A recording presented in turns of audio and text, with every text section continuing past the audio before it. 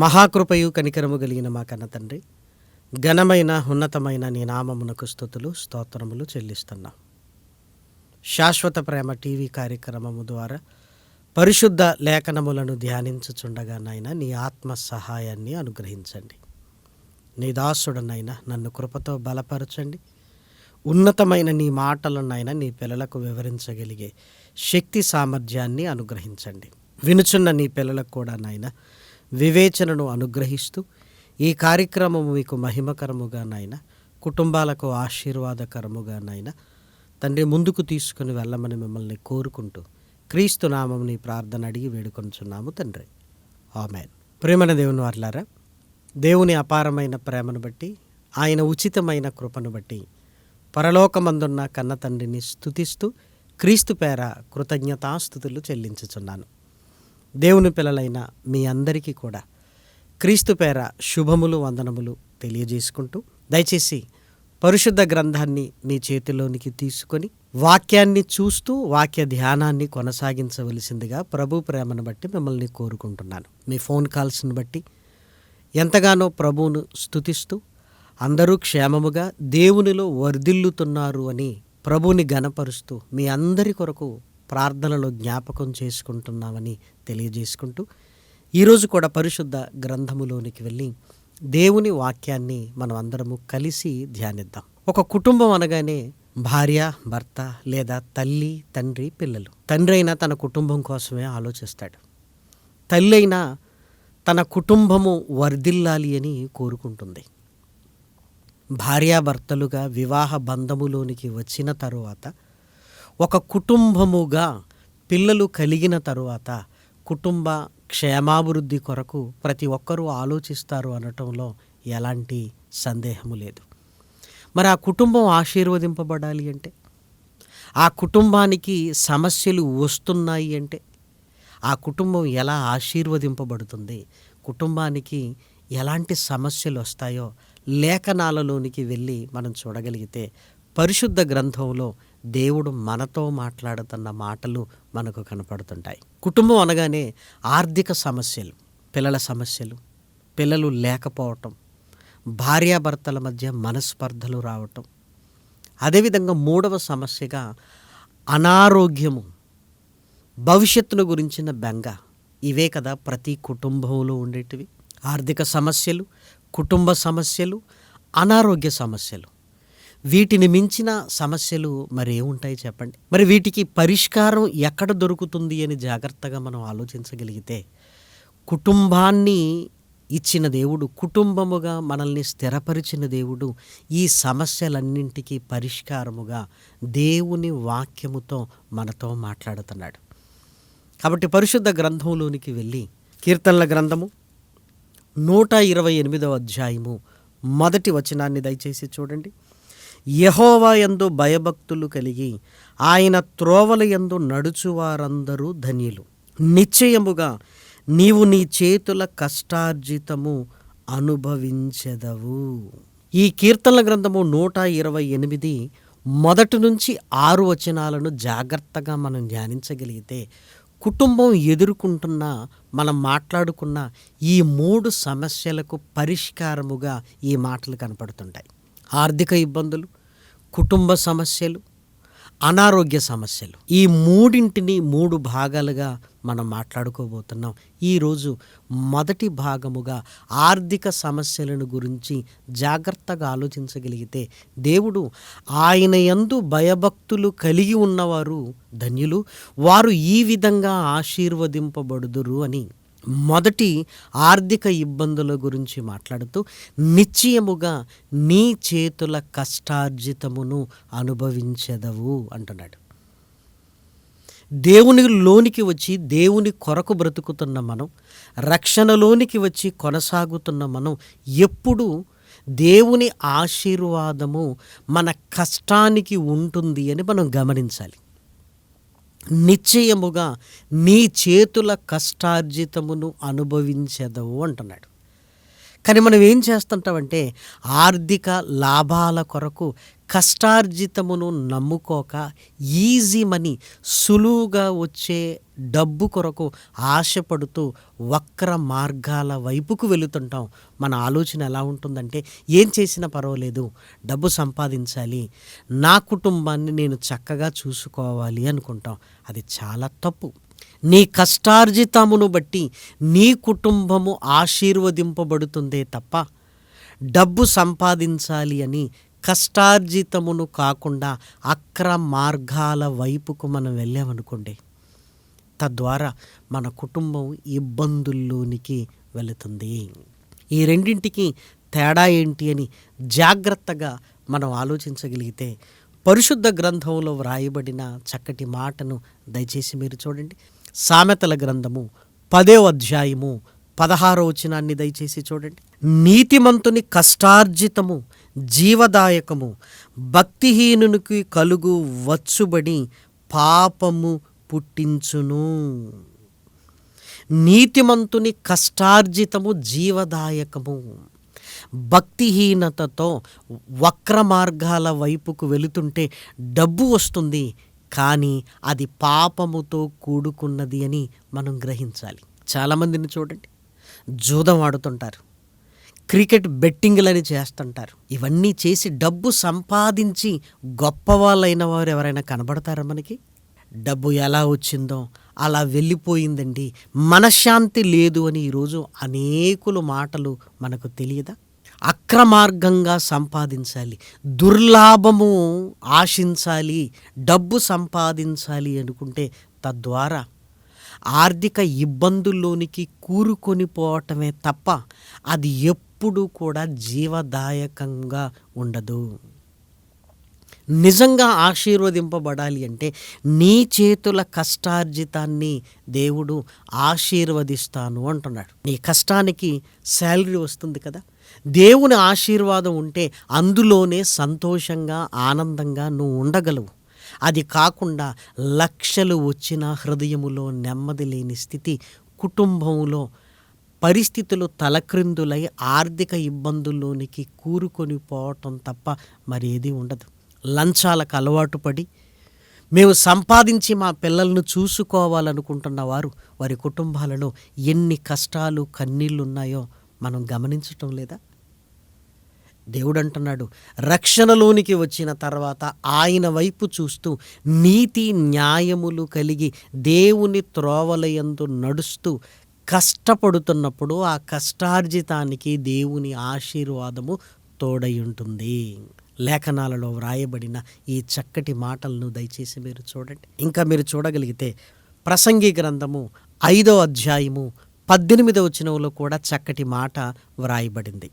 మరియు కోరదగినదిగాను చూడ ముచ్చటి అయినదిగాను నాకు కనబడినది ఏదనగా, దేవుడు తనకు నియమించిన ఆయుష్కాల దినములన్నీయు ఒకడు అన్నపానములు పుచ్చుకొనుచు తన కష్టార్జితమంతటి వలన క్షేమముగా బ్రతుకుచుండుటయే, ఇదియే వానికి భాగ్యము.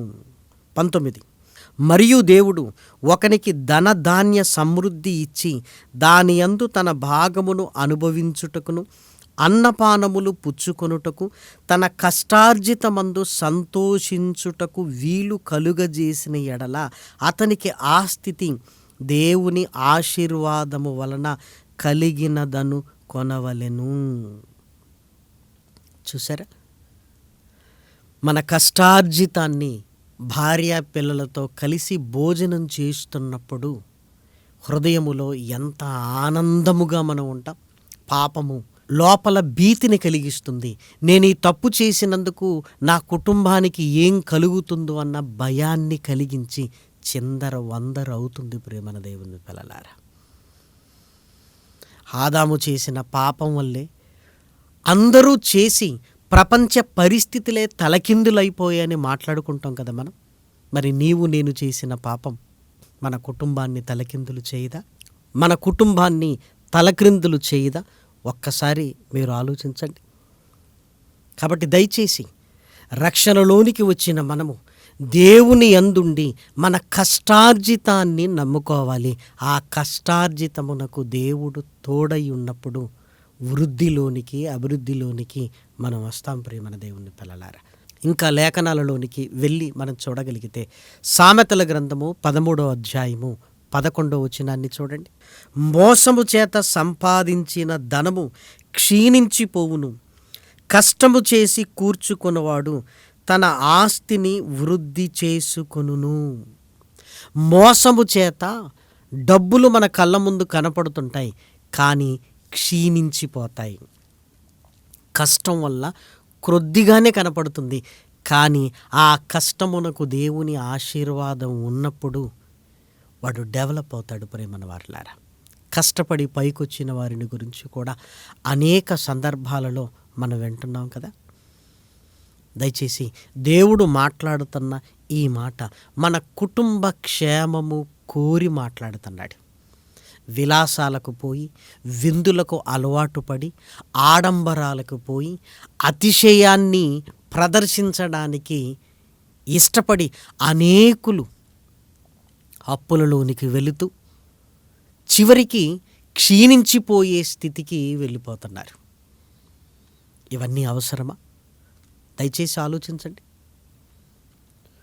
ఒకరోజు, ఒక నిమిషములో నువ్వు తీసుకున్న అప్పు ఎన్ని సంవత్సరాలు కట్టాలి? ఆ అన్ని సంవత్సరాలు కడుతున్నప్పుడు ఆ వేదనను గురించి ఏమైనా ఆలోచిస్తున్నావా?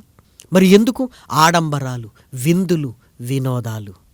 ఎవరో మనల్ని గొప్ప అనుకోవటానికి పడుతున్న పాట్లు ఎవరిని మెప్పించడానికి? ఎందుకు మెప్పించాలి? దేవుడు మనల్ని మెచ్చుకోవాలి. దేవుడు మనల్ని చూస్తున్నాడు. మనకున్న దానిలోనే, కలిగి ఉన్న దానిలోనే దేవుని యందు తృప్తి కలిగి మనం ఉంటున్నప్పుడు హృదయానందాన్ని ఆయన కలిగిస్తాడు. కుటుంబముతో సంతోషముగా ఉండగలిగే స్థితిని దేవుడు అనుగ్రహిస్తాడు.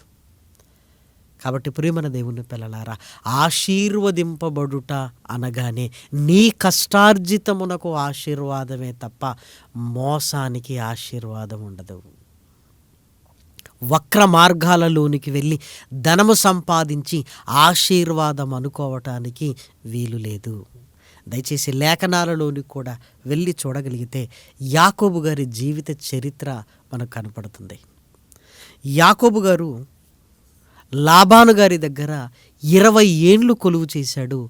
20 ఏళ్ల తర్వాత బయలుదేరి వస్తున్నప్పుడు ఆశ్చర్యపోయాడు. లాబాను ఎప్పుడు కూడా యాకోబు గారిని మోసం చెయ్యాలనే చూశాడు. కానీ యాకోబు గారు తన కష్టానికి దేవుడు ఆశీర్వదిస్తాడని నమ్మి కష్టపడటానికే ఇష్టపడ్డాడు ప్రియమైన వారలారా. కానీ ఆ కష్టానికి దేవుడిచ్చిన ఆశీర్వాదాన్ని చూసి లాబాను ఆశ్చర్యపోయాడు. ఎందుకో లేఖనాలలోనికి వెళ్ళి మనం చూడగలిగితే ఆదికాండము 31వ అధ్యాయము 42వ వచనములో దయచేసి మీరు చూడండి. నా తండ్రి దేవుడు, అబ్రహాము దేవుడు, ఇస్సాకు భయపడిన దేవుడు నాకు తోడై ఉండని ఎడల నిశ్చయముగా నీవు నన్ను వట్టి చేతులతోనే పంపివేసియుందువు. దేవుడు నా ప్రయాసమును, నా చేతుల కష్టమును చూచి పోయిన రాత్రి నిన్ను గద్దించనని లాబానుతో చెప్పెను. ఎలా తన కష్టార్జితమునకు దేవుడు ఆశీర్వదిస్తాడని నమ్మి ఆయన ఎలా ఉన్నాడో చెబుతూ 38వ వచనాన్ని చూడండి. ఈ 20 ఏండ్లు నేను నీ యొద్ద ఉంటిని, నీ గొర్రెలనైనను మేకలనైనను ఈడ్చుకొని పోలేదు, నీ మంద పొట్టేళ్లను నేను తినలేదు, దుష్ట మృగముల చేత చీల్చబడిన దానిని నీ యొద్దకు తేక ఆ నష్టము నేనే పెట్టుకొంటిని. పగటి యందు దొంగిలింపబడిన దానినేమి, రాత్రి యందు దొంగిలింపబడిన దానినేమి నా యొద్ద పుచ్చుకొంటివి. నేను ఇలాగుంటిని, పగటి ఎండకును రాత్రి మంచుకును నేను క్షీణించిపోతిని. నిద్ర నా కన్నులకు దూరమయ్యను. ఇది వరకు నీ ఇంటిలో 20 ఏండ్లు ఉంటిని. నీ 2 కుమార్తెల నిమిత్తము 14 ఏండ్లు, నీ మంద నిమిత్తము 6 ఏండ్లును నీకు కొలువు చేసి తిని, అయినను నీవు నా జీతము 10 మారులు మార్చితివి. 20 ఏళ్ల కాలములో వట్టి చేతులతో వెళ్ళినవాడు దేవుని త్రోవలయందు నడవటాన్ని నేర్చుకున్న యాకోబు గారు 20 ఏళ్ల తర్వాత ఆ ప్రాంతము నుంచి బయలుదేరి వచ్చినప్పుడు విస్తారమైన మందలు ఎలా వచ్చాయంటారు?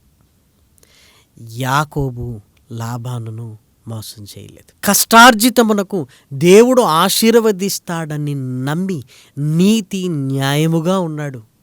20 ఏళ్ల తర్వాత తనకు కలిగిన దాన్ని చూస్తూ సంతోషపడుతున్నాడు. ప్రేమన దేవుని పిల్లలారా, మోసం చేసి సంపాదించింది ఒక్కసారి కనబడుతుంది, కానీ వెళ్ళిపోతుంది.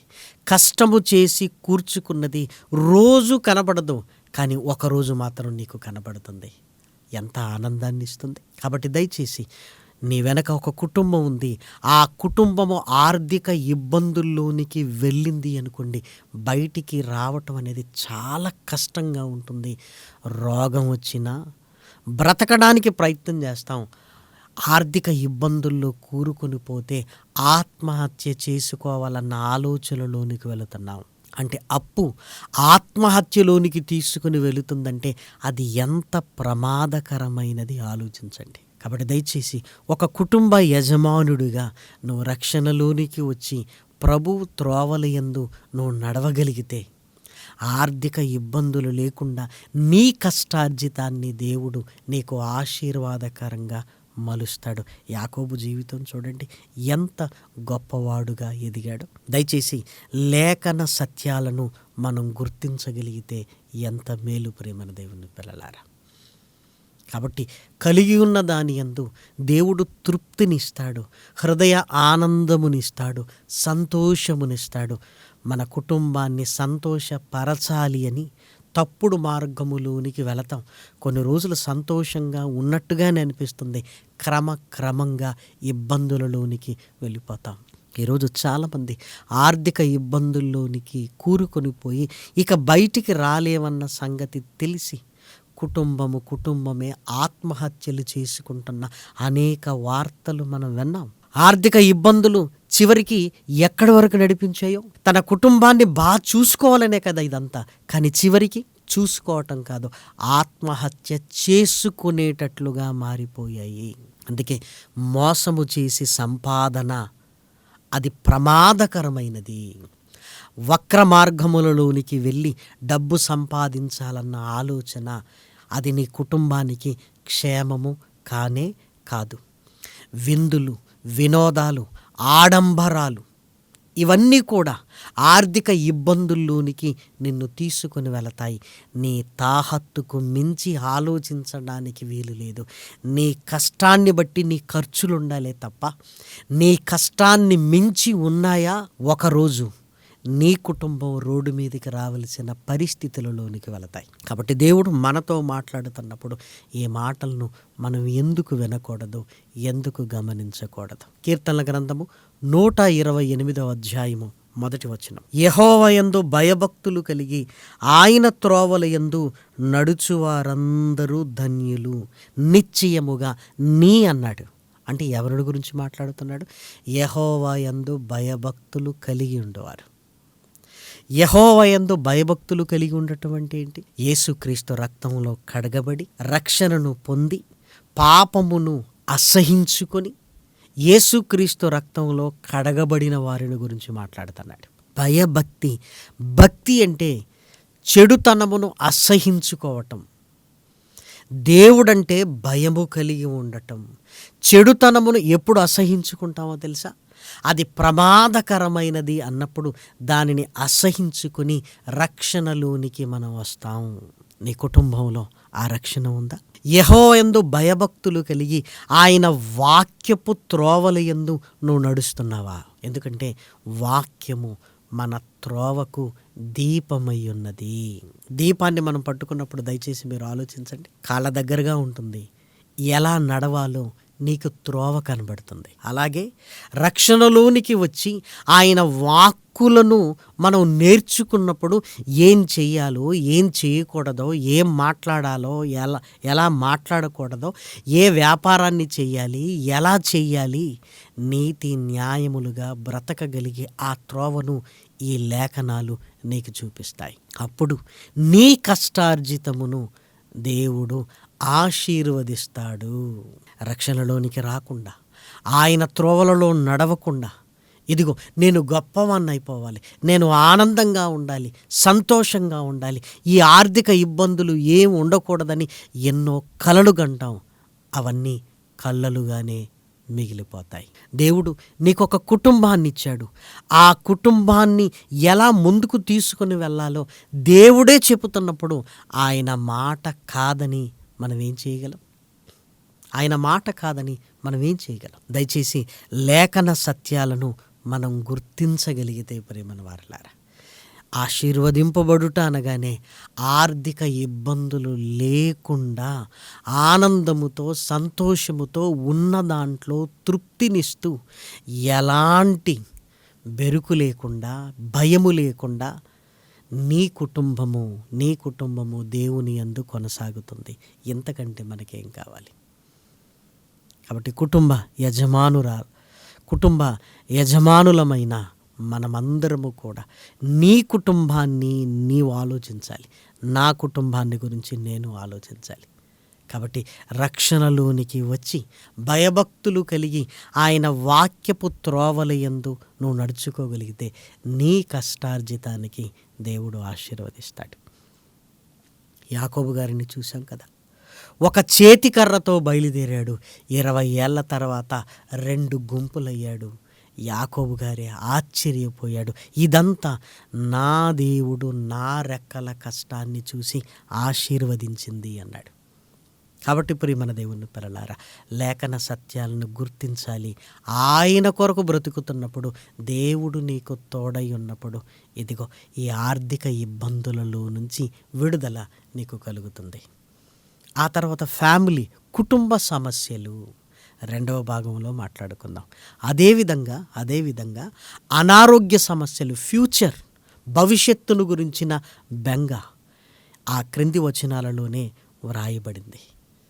కాబట్టి దయచేసి దేవుని వాక్యాన్ని మనం వింటూ ఆ లేఖనాల ప్రకారంగా నడవగలిగితే ఆశీర్వదింపబడిన కుటుంబముగా నీ కుటుంబం ఉంటుంది అని ప్రభు ప్రేమను బట్టి మిమ్మల్ని అందరినీ కోరుకుంటూ, యేసుక్రీస్తు ద్వారా వచ్చిన రక్షణను, యేసుక్రీస్తు ద్వారా కలుగుతున్న పాప విమోచనను, ఆయన ద్వారా కలుగుతున్న ఈ ఆశీర్వాదాన్ని ప్రతి కుటుంబము పొందుకోవాలి అని ప్రభువైన క్రీస్తు ప్రేమను బట్టి మిమ్మల్ని అందరినీ కోరుకుంటూ ఈ మాటలు నేను ముగిస్తున్నాను. ప్రార్థన చేసుకుందాం. మహాకృపయు కనికరము కలిగిన మా కన్న తండ్రి, ఘనమైన ఉన్నతమైన నీ నామమునకు స్తుతులు స్తోత్రములు చెల్లిస్తున్నా. విలువైన నీ మాటలనైనా నీ పిల్లలకు తెలియజేస్తున్నా తండ్రి. పరిశుద్ధాత్మ సహాయము చేత నీ పిల్లల హృదయాలలోనైనా ఫలింపచేయండి తండ్రి. ఈ కార్యక్రమము కొరకు సహాయ సహకారాలు అందిస్తున్న నీ పిల్లలనునైనా, వారి కుటుంబాలనునైనా, వారి పనులనునైనా దీవించండి. వారి కుటుంబములోనైనా మేలులు అనుగ్రహించండి తండ్రి. ప్రార్థనా సహాయాన్ని కోరిన నీ పిల్లలనునైనా జ్ఞాపకం చేసుకుంటున్నా.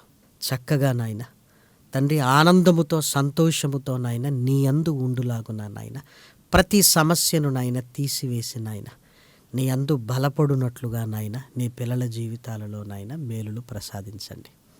అనారోగ్యంతో బాధపడుతున్న వారికి ఆరోగ్యాన్ని ఇవ్వండి. వివాహాల కొరకు ఎదురు చూస్తున్న నీ పిల్లలకు నాయన సరి అయిన దిశకు నడిపించండి.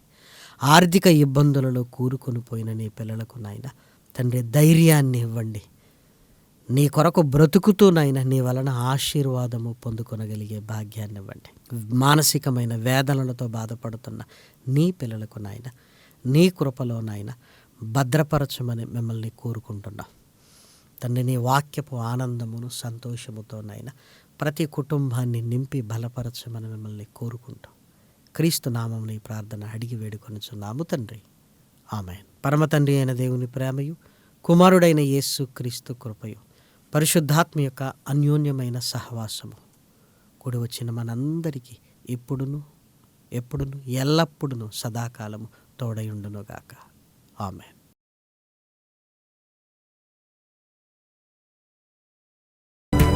స్వార్థం లేనిది ప్రేమ, అన్నీ ఓర్చును ప్రేమ. గంభం లేనిది ప్రేమ, అపకారమునే మరచును ప్రేమ. ఉప్పొంగని గుణమే ప్రేమ.